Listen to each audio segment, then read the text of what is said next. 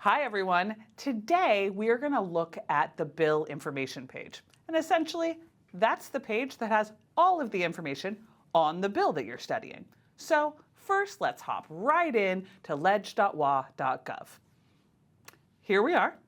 And of course, in order to get to the bill information page, you need to know the bill number. Now, first I'm going to select the biennium. That is always the most important thing to do first because the numbers change every biennium, so you want to make sure you're in the right year. So I selected 23-24 biennium, and I'm going to look up Bill 1915. Now this bill, you can see, has underneath it the title of the bill, Making Financial Education Instruction a Graduation Prerequisite and a Required Component of Public Education. And that is always going to be right underneath the bill number. Right underneath that, you are going to find the sponsors of the bill. This is something that you always want to know because this is where you can tell whether the bill is sponsored by both Republicans and Democrats. Is it a bipartisan bill? These are questions you can answer just from this bill information page. You can also see on this page that there's so many other sponsors, which means just by looking at the bill information page that this bill was pretty popular amongst legislators. Below that, you'll see whether it has a companion bill or not. Essentially, what a companion bill means that this is the House bill, that in the Senate at the same time was another bill going forward, so hoping that one of them is going to make it out of their chamber of origin.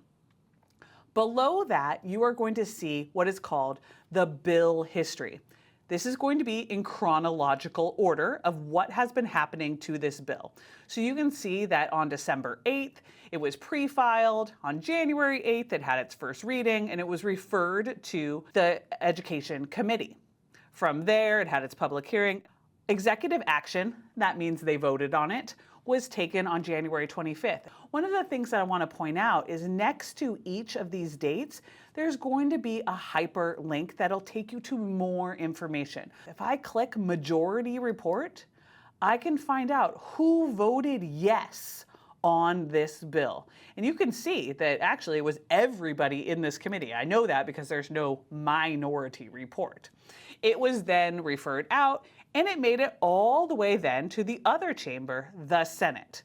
And you can see what happened to the bill. This is why it's called the bill history. This bill was a little different than others because even though it had all this support, it actually did not pass. And you can see that here, that there's nothing in the bill history that says sent to the governor for signing. Below the bill history, you're going to see some available documents. Just like the history, these are done in chronological order. So click on the ones that are at the bottom because those are going to be your most recent documents.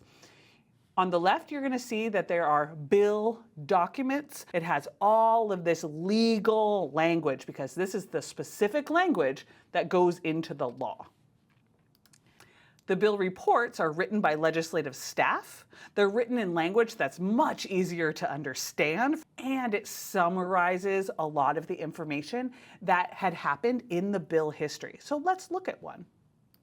You can have the title. Again, we already read the title. Then a brief description of the bill, the sponsors, and then a summary of the bill. This is so helpful for you to know whether you sponsor this bill, whether you support it or not. As you scroll down in your summary, you get the background to the bill. That background can be really important, especially if you're thinking about testifying or contacting your legislator about this bill. If you continue scrolling down, then you get a summary of if any amendments or any changes were made to the bill. And then what happened if there was any public hearing or public testimony. For this one, doesn't look like there was a public hearing in the Senate, but if there was at this time, this is where the summary of that public testimony would be. Let's go back. Below, you have the fiscal note. If your bill costs money, which most do, then they have to tell the legislators how much money it costs. And they do this by filling out a relatively complicated document called a fiscal note. It looks like this. It essentially tells you how much money this bill would cost to implement. Below the fiscal note information are amendments. Now, a bill changes over the course of its time in the legislature. Sometimes constituents write their legislators and say, hey, we really want this bill to be amended in this way or that way. Legislatures or their staff will write up that amendment and it gets proposed. The final thing that you're going to see on your bill information page are your TVW videos. As a reminder, TVW films and broadcasts on their website everything that happens in the Washington State Legislature so you can find out and watch for yourself what is happening. So right here you can see that when it was in the House Education Committee on January 15th, you could click on that link and it would take you directly to that hearing and you could watch it all on your own. So that's all the information on your bill information page. As you can see, it's a lot, and you could really go down the rabbit hole, really finding out everything that you needed to know about this bill. And I hope you do so on bills that you find are pertinent to your life and that you want to comment on. Good luck.